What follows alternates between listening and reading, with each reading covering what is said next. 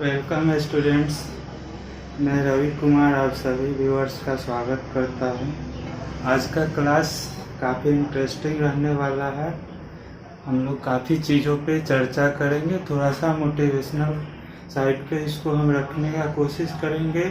और इसका रीज़न भी है कि हमारे आसपास काफ़ी कुछ चेंज हो रहा है, काफ़ी कुछ घटित हो रहा है। तो एज ए स्टूडेंट आपके मन में भी बहुत तरह का क्वेश्चन रहता है, हर एक स्टूडेंट के मन में रहता है, हम लोग के भी मन में था। जैसे एग्ज़ाम में किस माध्यम में लिखिएगा, हिंदी में लिखिएगा, अंग्रेजी में लिखिएगा, इंजीनियरिंग कीजिएगा, मेडिकल कीजिएगा।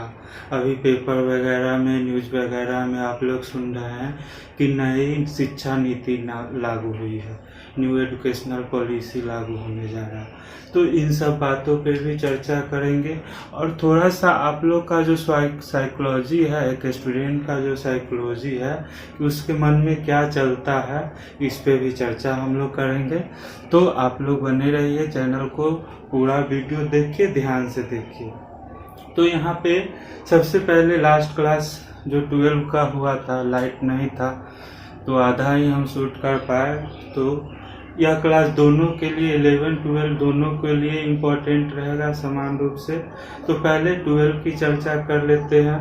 तो 12 में हम लोग आपको डायपोल पढ़ा रहे थे और डायपोल के एक्सियल पॉइंट पे हम इलेक्ट्रिक फील्ड या विद्युत क्षेत्र की तीव्रता वह निकाल दिए थे। बोले थे कि इम्पोर्टेंट क्वेश्चन है, लॉन्ग आंसर क्वेश्चन है। और एक ही क्वेश्चन आपका फिर मैग्नेटिक फील्ड में सेम डेरिवेशन, सेम फार्मूला आपका, केवल पी के जगह पे एम हो रहा। तो इसका इम्पोर्टेंस बहुत ज़्यादा है। क्यों इम्पोर्टेंस है कि 6 क्वेश्चन बन रहा, वो भी लॉन्ग। और कंफर्म है कि 6 में से एक क्वेश्चन तो श्योर है आपका लॉन्ग क्वेश्चन में हर साल पूछता है। या तो डायपोल से पूछ लेगा, इलेक्ट्रिक डायपोल से पूछ लेगा, या फिर मैग्नेटिक डायपोल से। और क्वेश्चन तो एक आपका अक्षीय स्थिति में और एक निरक्ष में। तो 2 क्वेश्चन हो गया आपका कि अक्षीय स्थिति पे विद्युत क्षेत्र की तीव्रता का व्यंजक निकालिए, या फिर निरक्षीय स्थिति पे। 2 लॉन्ग क्वेश्चन यह हो गया। और सेम 2 आपका मैग्नेटिक डायपोल में बन रहा है, 4 क्वेश्चन हो गया। और 2 क्वेश्चन आपका देख रहे हैं कि पूछ ले रहा है कि किसी भी स्थिति में, यानी कि अक्षीय या निरस्थीय किसी भी स्थिति में निकाल के बताइए। तो इससे भी 2, यानी कि 6 क्वेश्चन आपका बन रहा है। सोचिए कितना इम्पोर्टेंट हो रहा है। इसके अलावा अगर आप लोग देखिएगा तो ऑब्जेक्टिव क्वेश्चन बन रहा है। जैसे कहेगा कि किसी विद्युत द्विध्रुव के केंद्र से इतना दूरी पे विद्युत क्षेत्र की तीव्रता का मान बताइए, वैल्यू दे देगा कि उसका आवेश इतना माइक्रोकूलम है, इतना दूरी पे बताइए। तो अगर फार्मूला आपको पता है 1/4πε0 2p/r³, तो आसानी से आपका वो ऑब्जेक्टिव बन रहा है। दूसरा आपका अक्ष पे आपका 2p/r³ आ रहा है, जबकि निरक्ष पे आ रहा है p/r³, यानी कि ठीक निरक्ष का दुगना अक्ष पे है। तो पूछेगा कि अक्षीय स्थिति और निरक्षीय स्थिति में रिलेशन क्या हो रहा है। तो निरक्ष का कितना हो रहा है, मैग्नीट्यूड अक्ष पे दुगना हो रहा है। तो ये सब चर्चा करेंगे। केवल हम आपको बता रहे हैं कि आप चीजों को इस तरह से देखने के आदी हैं, 1 2 3 4, लेकिन एक्चुअल में लाइफ 1 2 3 4 नहीं चलता है। आपको 1 आने में ही काफी समय आ जाएगा, और 1 से 2 होइएगा और 2 से 4 हो जाएगा, 4 से 16 हो जाता है। तो इसका एल्गोरिथम लाइफ का बहुत अलग तरीके से चलता है, इस चीज को समझना होगा। अगर पहला चैप्टर आपका इलेक्ट्रोस्टेट है और हमारा स्टेटमेंट है कि यह 30% से ज्यादा कवर कर लेता है, तो इसका रीजन भी है कि 2 क्वेश्चन तो आपका सब्जेक्टिव 5 नंबर का इससे कंफर्म लगभग हो जाता है। 2 नंबर का तो श्योर है, पूछता है आपका क्वेश्चन। और ऑब्जेक्टिव भी 3-4 निकल जाता है, इससे न्यूमेरिकल भी निकल जाता है। और सबसे बड़ा बात कि यह फाउंडेशन, कहीं भी कोई भी काम करने के लिए आपको एक आधार चाहिए जहां खड़ा हो सके, तो वह फाउंडेशन यह दे देता है। तो यह बात तो हो गई 12 के लिए। थोड़ा सा 11 के लिए भी हम लोग चर्चा करते हैं। तो 11 में अभी आप लोग का वेक्टर शुरू किए हैं और काफी इम्पोर्टेंट है। 11 में वेक्टर से विषय प्रवेश होगा, एक अंडरस्टैंडिंग आप लोग का बनने लगता है फिजिक्स के प्रति, पढ़ाई के प्रति। और यहाँ पे देखो कि अगर हम चाहते तो आप लोग देखोगे 12 का खास के लास्ट 2 क्लास को हम जानबूझकर ड्रॉप कर रहे हैं। क्वेश्चन तो आपका लिख रहे हैं हम कि विद्युत द्विध्रुव के निरक्ष पे केंद्र से r दूरी पे विद्युत क्षेत्र की तीव्रता का व्यंजक, लेकिन एक्चुअल में हम आपको कहाँ लेके चले जा रहे हैं तो कंपोनेंट ऑफ वेक्टर या वेक्टर पे ले जा रहे हैं। अगर हम चाहते तो आसानी से बोर्ड पे लिख देते, आपको कहते उतार लीजिए, जैसा बुक वगैरह भी वेक्टर के कंसेप्ट को मैक्सिमम बुक इग्नोर कर रहा है। वहाँ पे काफी सारा बुक हम देखे तो वो लोग भी इग्नोर कर रहे हैं, लेकिन इग्नोर करने से क्या होगा कि आप रट तो लीजिएगा, लेकिन रटने से आपका काम चलेगा ना। इसका स्कोप बहुत ज़्यादा बन रहा है, क्वेश्चन पूछने का इसमें वैरायटी बहुत ज़्यादा बन रहा है। तो इस कारण से लास्ट क्लास में हालांकि लाइन कटा था, लेकिन जानबूझ के हम आपका 10-12 मिनट का ही रखे और एक बार फिर से हम कंपोनेंट पे आपको जोड़ दिए। नेक्स्ट वीडियो हम शाम तक डालेंगे तो उसमें पूरा डिराइव कर देंगे और बहुत आसानी से आप लोग का हो जाएगा। तो हमेशा यह चीज़ आपको समझना पड़ेगा कि हम टीचर हैं, हम मैजिशियन नहीं है। यानी हम आपका काम आसान कर सकते हैं, आपका रास्ता बता सकते हैं, लेकिन उसको फॉलो करना होगा आपको, और आपको अपना काम करना होगा, हमको हमारा काम पे छोड़ना होगा। हड़बड़ कीजिएगा तो कुछ नहीं होगा। तो यह चीज़ ध्यान रखना है। तो अगर 11 का जो भी क्लास हम डालेंगे 12 वाले जरूर देखिए, एकदम आपको फायदा होगा। और जिस तरीके से कर रहे हैं आप लोग पढ़ते जाइए तो एग्जाम में भी आप लोग को प्रॉब्लम नहीं होगा। कितना भी कम टाइम होगा, 2 महीना है, 3 महीना है, तो 3 महीना में कुछ नहीं पढ़ने से कुछ तो पढ़ लेंगे, वह ज़्यादा। अगर एक ही चैप्टर अगर आप अच्छा से पढ़ के एग्जाम में जाइएगा फिर भी आप लिखिएगा अच्छा, आपका कॉन्फिडेंस होगा। और जैसे ही इलेक्ट्रोस्टैटिक के बाद गॉस लॉ देखिएगा, बहुत आसानी से हो जाएगा, बहुत सिंपल हो जाएगा। तो ये सारी चीज आप लोग से चर्चा करना था। साथ में एक जरूरी आप लोग से यह भी बात कहेंगे कि जैसे साइकोलॉजी है हम लोग का, खास के इंडिया में तो बहुत ज़्यादा है कि भेड़ चाल का प्रवृत्ति बहुत ज़्यादा है। क्लास में भी इस चीज़ का हम चर्चा करते थे कि भेड़ का झुंड अगर आप लोग देखे होंगे तो उसमें अगर एक भेड़ कुआं में कूद गया तो सब भेड़ कुआं में कूद जाता है। और कुछ न कुछ प्रवृत्ति यह हम मानव में भी पाया जाता है। यह चीज आप लोग देखिएगा, कहीं अगर लाइन लगा हुआ है 2, 4, 10 लोग का, आप जाके लाइन में लग जाइएगा। यह भी नहीं सोचिएगा कि किस चीज का लाइन है। गांधी मैदान में जाइए, आकाश में ऐसे ताकने लगे 2-4 स्टूडेंट, देखिएगा कितना लोग ऊपर ताक रहा। तो समस्या कहाँ होता है, इसी भेड़ चाल की प्रवृत्ति से शुरू होता है। जैसे अभी आप इंटर कीजिएगा तो अब आगे क्या करना है, तो हमारा दोस्त इंजीनियरिंग कर रहा है फलाना कॉलेज, इंजीनियरिंग कॉलेज भोपाल में है, तो आप भी कहिएगा कि हमको भी इंजीनियरिंग ही करना है। जब सब्जेक्ट चूज करने का बात होता है तो सब, मेरा दोस्त साइंस ले रहा है तो हम भी साइंस लेंगे, सब मैथ ले रहा है तो हम भी मैथ लेंगे। देखिए आपका थिंकिंग कहाँ से शुरू होता है, आप दूसरों को देखते हैं, लेकिन होना क्या चाहिए, आपको अपनी क्षमता का आकलन करना चाहिए कि मेरा क्या अभिरुचि है, किस चीज में हम अच्छा है, कौन काम हम अच्छी तरह से कर सकते हैं।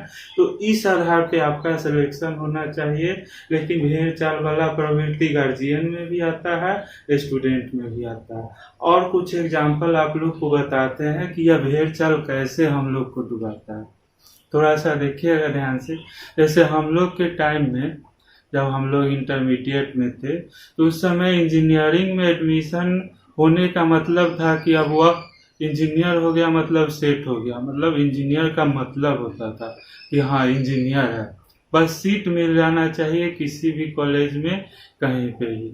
और उस समय भी फिजिक्स का काफ़ी महत्व था। फिजिक्स एज ए पेपर अगर पढ़ते थे तो इंजीनियरिंग से पहले जैसे कुछ दिन इंजीनियरिंग का रहा तो वैसे फिजिक्स का था। लेकिन दोनों में अंतर है कि फिजिक्स आज भी अपनी जगह पे कायम है अभी भी उसमें वही पोटेंशियल है, वही स्कोप है जो पहले था और भविष्य में भी रहेगा। यह किसी के माइंड में आएगा कि फिजिक्स खत्म हो जाएगा, फिजिक्स का वैल्यू कम जाएगा, तो यह होने वाला नहीं है। हम बताते हैं आप लोग को। एक बहन तो मेरी डॉक्टर है, उसको रहने देते हैं। छोटी बहन जिसकी पिछले साल बताए थे कि पटना यूनिवर्सिटी में एडमिशन करवाए, उसका आप लोग को भी कंपटीशन इंट्रेंस के विषय में जानकारी दिए थे। इंट्रेंस से होता है, तो सिंपल इंट्रेंस है, कोई खास नहीं होता है। मगध महिला में एडमिशन ली है फिजिक्स ऑनर्स में, वहाँ पे हॉस्टल भी है उन लोगों का। तो वह बताती है कि सर भैया, सर बताते हैं जो उन लोग के प्रोफेसर वगैरह हैं कि आप लोग तो 40 स्टूडेंट का बैच ही है और पूरा मैदान खाली है। यानी कि जहाँ रेलवे में 150 वैकेंसी निकलता है, वहाँ 10-10 लाख स्टूडेंट फॉर्म भर रहे हैं। इतना मारा मारी है, और वहाँ आपको प्रोफेसर बनाने के लिए, रिसर्च के लिए, स्कॉलरशिप देने के लिए तैयार है, लेकिन मैदान खाली है। नेट JRF वगैरह निकालना भी इतना सिंपल है, जैसे इंटर में अभी आप लोग पढ़ रहे हैं, सब्जेक्ट का एक एवरेज स्टूडेंट है, नॉर्मल जानकारी भी रखते हैं, 60% अपना मेरिट से ला सकते हैं। सिर्फ उतना ही अगर आप ग्रेजुएशन में कर लीजिए, फिजिक्स ऑनर्स में कर लीजिए, मैथ में कर लीजिए, तो फिर वहाँ तो पूरा फील्ड आपका खाली। MSc कर लीजिए, तो दोनों में अंतर कितना का है, एक एकदम आसमान है और एक पाताल है। लाइफ स्टाइल भी देखिएगा तो कोई प्रोफेसर का लाइफ स्टाइल और एक रेलवे का ड्राइवर का लाइफ स्टाइल, क्या कोई तुलना कर सकते हैं? एक लेबर क्लास है और एक IAS से ऊपर है, यानी IAS का भी लाइफ सोचेगा कि हम उस लेवल पे रहे, वह बंगला, पार्क, मैदान, स्टाफ, और क्या करना है, सप्ताह में 2-3 घंटे भी क्लास आपका नहीं रहता है। 1 लाख 1.25 लाख सैलरी तो हम लोग पढ़ रहे थे उस समय, हम लोग के प्रोफेसर वगैरह को मिल रहा था। तो रियल लाइफ आपको जानकारी ही नहीं है, आप उससे दूर होते जा रहे हैं, तो इंजीनियरिंग के पीछे भाग रहे हैं। बात क्या हो गया, तो यह जो अभी चर्चा की है कि हम लोग के अंदर जो भेड़ चाल है उसका फायदा उठाता है बहुत से इंस्टीट्यूट वाले, कॉलेज वाले। इतना ज्यादा इंजीनियरिंग कॉलेज खुलने का क्या मतलब हुआ कि डिमांड ज्यादा है। तो जब डिमांड ज्यादा है तो लोगों ने सप्लाई देना शुरू कर दिया, धड़ल्ला से खोले कॉलेज। और अभी स्थिति यह है कि बहुत सारे इंजीनियरिंग कॉलेज का खाता नहीं खुल रहा, नहीं उसमें एक एडमिशन मिलना मुश्किल है। कितना दलाल मार्केट में घूम रहा है, कितना तरह का, कोई साल भर का फीस माफ करा रहा है, कोई 50,000 माफ करा रहा है, और इंजीनियरिंग में कर क्या रहे हैं, तो तमाशा कर रहे हैं। पढ़ाई छोड़ के सारा काम करके आते हैं, 4-5 साल डुबा के फैमिली का पैसा, किसी का फादर जमीन बेच के दिए, किसी का गाड़ी कमाई, किसी का पेंशन से दिए, कोई लोन लेके दिया, और किए क्या वहाँ पे, तो जीरो। टोटल रिजल्ट आप वहाँ से लेके आते हैं जीरो। तो हम यह नहीं कर रहे हैं कि आप इंजीनियरिंग मेडिकल करियर को छोड़ दीजिए, लेकिन अगर आप में क्षमता है, आप लोग उस लायक हैं, तो IIT, JEE, मेडिकल जो स्टैंडर्ड एग्जाम है आप निकाल सकते हैं, निकालिए। या कोई नॉर्मल कॉलेज में भी पढ़ते हैं तो कम से कम वहाँ पे पढ़िए, इंजीनियरिंग पेपर ही पढ़िए। तो कहने का मेरा मतलब यही है आप लोग से कि ग्रेजुएशन तक तो मस्ट एकदम, मतलब कि जैसे 9th-10th पढ़े, 11th-12th पढ़े, इसको कम से कम आप डिग्री लेवल पर लेके जाइएगा, और उसी तरह से आप एवरेज स्टूडेंट ही रहिए। बहुत ब्रिलियंट का हमको नीड नहीं है, लेकिन आपको सब्जेक्ट का जानकारी होना चाहिए, आपने प्रॉपर क्लासरूम, लैब वगैरह किया होना चाहिए, तो आसानी से आप नेट वगैरह निकाल सकते हैं। और जरूरी नहीं है कि आप फिजिक्स से ही निकाल सकते हैं या इंजीनियर ही निकाल सकता है। कोई भी विषय जो आपको इंटरेस्टिंग लग रहा है, जिसमें आपका रुचि है, उसको प्रॉपर तरीके से पढ़िए और हायर लेवल पे जाइए। फिर देखिए वहाँ मैदान खाली है, इस तरह का वहाँ मारा मारी कुछ भी नहीं है।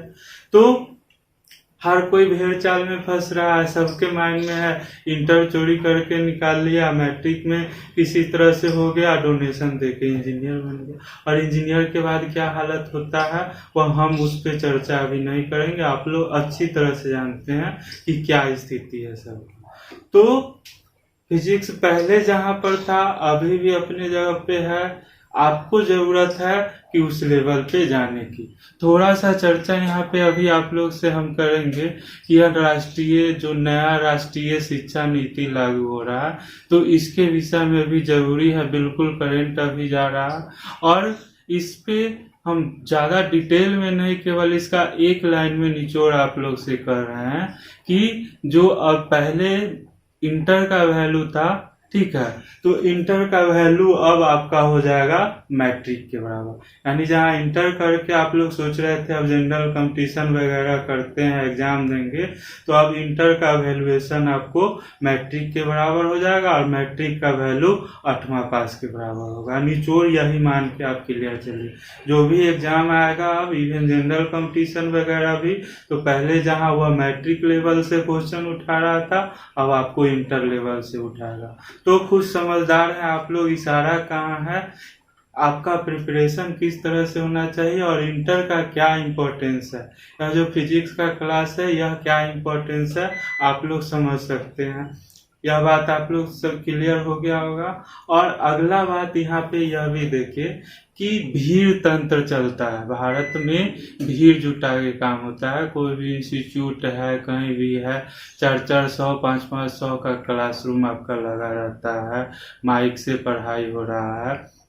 तो उसमें क्या हो रहा है, आप पढ़ के निकल जाते हैं, टीचर को आपका चेहरा भी पता नहीं है। जबकि क्लासरूम का सबसे इम्पोर्टेंट चीज है कि स्टूडेंट और टीचर में जो इंटरेक्शन हो रहा है, और यही दोनों में जो इंटरेक्शन का अभाव है। जैसे अभी हम ऑनलाइन पढ़ा रहे हैं, ऑफलाइन में आप 100 बच्चे ही क्लासरूम में रहते थे, चाहे कितना भी कमजोर स्टूडेंट हो, सब नोट तैयार करता था, सब जवाब देता था, सब पेपर में अच्छा करता था। अभी क्या हो रहा है, तो हमको लगता है कि कुछ सीरियस स्टूडेंट जो होंगे 2-4-10, वह तो अच्छा से कर रहे हैं, कमेंट वगैरह में भी दे रहे हैं, मतलब वह एक प्रॉपर यूज ले पा रहा है। बाकी का 90% आपका 2-4 मिनट देख रहे हैं, इच्छा किया देखे, नहीं किए, बिल्कुल लाइटली ले रहा है। और यहाँ भी मानसिकता है कि किसी चीज में पैसा लग जाता है, इंस्टीट्यूट में पैसा दे दिए हैं तो अब उसको वसूलना है।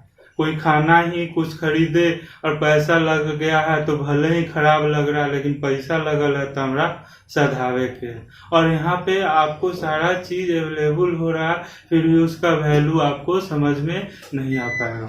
हालांकि समस्या इससे आपको है। हमारे विषय में आप जानते होंगे कि हमने तो 10-15 स्टूडेंट को पढ़ाना चालू किया और 15-20 स्टूडेंट 50 स्टूडेंट को 2 साल तक पढ़ाया।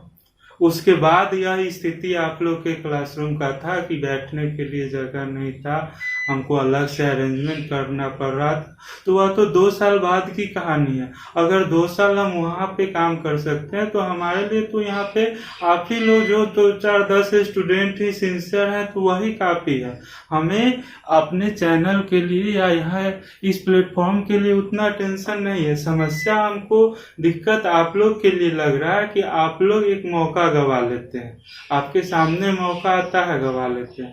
दूसरा चीज यह भी बहुत लोग का आया कि क्लासरूम वगैरह में जैसे अभी प्रोजेक्टर वगैरह से सारा चीज आपका स्क्रीन रहता है, बहुत देखते होंगे ऑनलाइन क्लास में काफी सारा सुविधा रहता है, बिल्कुल।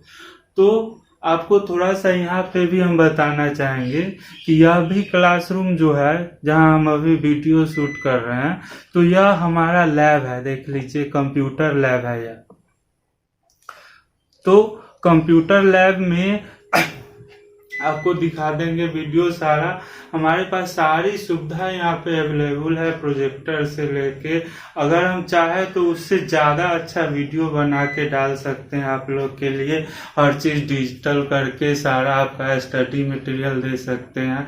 लेकिन हमको पता है कि उससे क्या होगा, जितना ज़्यादा आपको सुविधा होगा उतना ज़्यादा आप लोग दूर होइएगा पढ़ाई से। क्लासरूम में बहुत को बोर्ड चमकते रहता है, दिखाई नहीं देता है, फिर भी लिखता है। यहाँ पे सारा चीज़ हम अवेलेबल कर देंगे, फिर भी क्योंकि जब तक आप हमसे जुड़िएगा नहीं तब तक आपका इंटरेस्ट जगेगा नहीं, और इस चीज़ का हमेशा ऑनलाइन क्लासेस में अभाव हो जाता है। तो इसको समझना पड़ेगा कि यह हमारा नीड है, शौक से नहीं हम लोग कर रहे हैं, मजबूरी है, लॉकडाउन है, और दूसरा कि काफ़ी सारा सहूलियत भी है ऑनलाइन क्लासेस में। तो इसका फ़ायदा उठाइए आप लोग, और इससे ज़्यादा अब हम नहीं करेंगे। आपको कोशिश, कोई भी चीज़ को आप प्रयास करके प्राप्त करते हैं, कोशिश करके प्राप्त करते हैं। क्लास में नहीं सुनाई दे रहा है, नहीं दिख रहा है, फिर भी लिखते हैं, कोशिश करते हैं, और वही प्रयास इम्पोर्टेंट होता है, वही प्रयास मायने रखता है। जब तक आपके अंदर से भूख नहीं जग रहा, आप अंदर से प्रयास नहीं कर रहे हैं, तो फिर हम कितना भी सुविधा कर दे, प्रोजेक्टर कर दे, पेन टैब कर दे, बात वही रहेगा, सब आप जमा करके रखते चले जाइएगा। तो बहुत सारी चीज हम कोशिश करते हैं आप लोग से चर्चा करके क्लियर करने का। बहुत सारी बातें और भी चर्चा आप लोग के साथ करेंगे। एक क्वेश्चन यह भी आप लोग के माइंड में उठते रहता है कि सर हिंदी में लिखेंगे या इंग्लिश में लिखेंगे। अगर आप कंफर्टेबल हैं इंग्लिश में लिखने के लिए, लिख सकते हैं, और बेहतर है हिंदी में भी लिखिएगा। तो हिंदी का फायदा ये है कि चूंकि सारा चीज हम इंग्लिश में आपका लिख ही रहे हैं, तो धीरे धीरे आपको अगर कॉन्फिडेंस आ जाएगा तो आप पूरा पेपर इंग्लिश में लिखिएगा। नहीं तो हिंदी भी लिख रहे हैं तो जितना आपका टर्म है, चूंकि साइंस पेपर है, तो आप इंग्लिश जहां इच्छा करेगा आप इंग्लिश में लिखिएगा, आपका कोई मार्क्स नहीं कटेगा। और उसके बाद भी सोचना है कि नहीं इंग्लिश ही लिखना है, तो थोड़ा सा प्रयास कीजिएगा। हम हर एक का इंग्लिश करते जा रहे हैं, क्योंकि हम खुद इंग्लिश माध्यम से पढ़े हैं, तो उसमें भी आप लोग को फिर परेशानी नहीं होगी। तो ये सब बहुत माइनर चीज है, आप लोग को उससे दिक्कत हम नहीं होने देंगे। असली चीज है कि रेगुलरिटी में आइएगा, और क्लासरूम वाला डिसिप्लिन हमको दिखना चाहिए, भले ही 10 स्टूडेंट का हो। हमको टेंशन नहीं है, कोई इंटरटेनमेंट चैनल है नहीं कि यहाँ पे कोई वीडियो डाल दिए हैं और हर कोई देख लेगा। हर किसी को तो हम फिजिक्स नहीं पढ़ा सकते हैं। तो भले ही आप 10 स्टूडेंट ही देख रहे हैं, आप लोग हमको प्रॉपर रिजल्ट निकाल के प्रॉपर डिसिप्लिन के साथ वीडियो देखिए। जो नया व्यूअर है शुरू से देखना शुरू कीजिए, बिल्कुल पहला क्लास से देखिए। 11 का आपका बेसिक है, जब भी मौका मिले 11 का भी वीडियो देख लीजिए, और देखिए कितना आसान हो जाता है फिजिक्स, और स्कोप बहुत है। अभी जो चेंज आ रहा है उसके बाद और देखिएगा। यह इंजीनियरिंग, मेडिकल या बीएड का भी तमाशा देखे होंगे, हर कोई बीएड कर लिया। इतना संख्या बीएड का और डीएलएड का हो गया कि उन लोग का भी देखिए दिल्ली जुलूस निकाल रहा है, और सरकार भी उन लोग से झोला लेके घुमा रही है हर जगह। तो क्या करना है या आपको डिसाइड करना है। प्रॉपर पढ़ाई में आइए, अपना अगर एक लेवल ले आइए, तो फिर कुछ इधर आपको करने का जरूरी नहीं है। और फिर भी आप लोग को अगर नहीं समझ में आएगा, अभी अगर आप लोग नहीं काम कीजिएगा, तो फिर तो आगे वही काम, आप भी बीएड कीजिए, इंजीनियरिंग कीजिए, डोनेशन दीजिए, और जो इच्छा है वह करते रहिए, फिर हम तो कुछ नहीं उसमें कर पाएंगे।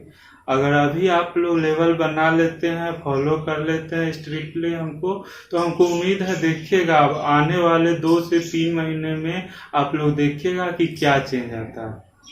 तो ज़्यादा लंबा नहीं करेंगे। अगला वीडियो हम 12 के लिए डाल रहे हैं, जिसमें कि आपका इलेक्ट्रिक डायपोल का इक्वेटोरियल पॉइंट पे यानी नीरज पे आपका इसमें खत्म कर देंगे। जान के 1-2 क्लास आप लोग को थोड़ा सा वेक्टर में फंसाने के लिए कि कम से कम आप उसका इम्पोर्टेंस समझिए, रोक रहे थे, तो आज हम वो अभी क्लियर कर लेंगे।